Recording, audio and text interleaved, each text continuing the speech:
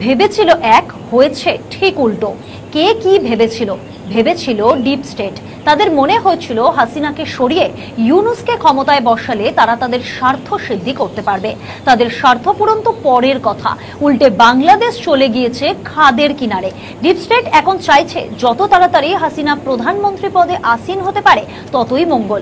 কারণ আওয়ামী লীগের প্রতি যে জনসমর্থন রয়েছে সেই সমর্থন আর অন্য কোনো দলের পিছনে নেই।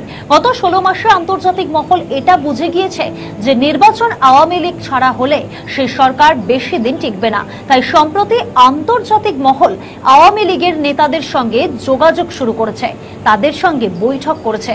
আওয়ামী লীগ যাতে নির্বাচনে অংশ নিতে পারে তার জন্য তদারকি সরকারের ওপর চাপ তৈরি করেছে। দেশের মোট জনসংখ্যা 51% মানুষের আওয়ামী লীগের প্রতি সমর্থন রয়েছে।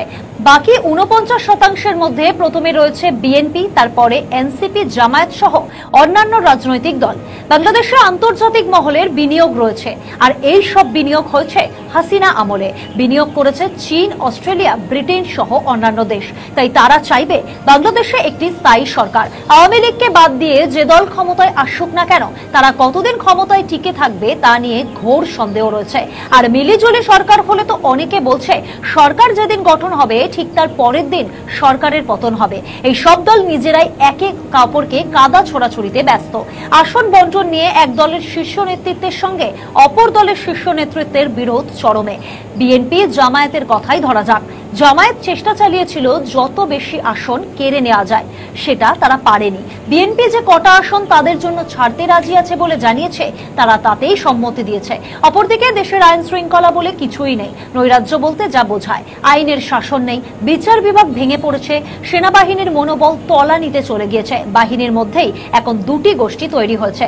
ফলে আগামী দিনে বাহিনী যদি ইউনূসের হাত থেকে ক্ষমতা কেড়ে নিয়ে তারা দেশ শাসন করে, তাহলে অবাক হওয়ার কিছু থাকবে না। আন্তর্জাতিক মহল কিছুতেই চাইবে না বাংলাদেশ সেনা শাসনে চলে যাক। তাছাড়া এই সব দলে এমন কোনো নেতা নেই যার দেশ শাসন করার মতো ক্ষমতা বা অভিজ্ঞতা রয়েছে, যা রয়েছে হাসিনার। দল পরিচালনা করতে গিয়েই তাদের লেজে গোবরে অবস্থা, দেশ শাসন করতে গেলে তাদের কি অবস্থা হবে তা সহজেই অনুমান করা যায়। ফলে বাংলাদেশে তৈরি হবে এক নতুন ধরনের নৈরাজ্য। হাসিনা আমলে যারা যেসব বহুজাতিক সংস্থা বিনিয়োগ করেছিল তারা বাধ্য হবে লোটা কম্বল গুটিয়ে নিজের দেশে ফিরে যেতে। ফলে বাংলাদেশ ডুবে যাবে। গণ অভ্যুত্থানের পর থেকে বাংলাদেশের ওপর কড়া নজর রেখেছিল ডিপ স্টেট। তারা বুঝতে পেরেছে বাংলাদেশ খাদের কিনারা থেকে তুলে আনতে পারেন একমাত্র হাসিনা। তাই হাসিনার দেশে ফেরা নিয়ে আওয়ামী লীগ যতটা উদ্বিগ্ন, তার থেকেও বেশি উদ্বিগ্ন এই সব বহুজাতিক সংস্থা। সেনাবাহিনীও মনে প্রাণে চাইছে দ্রুত নির্বাচন।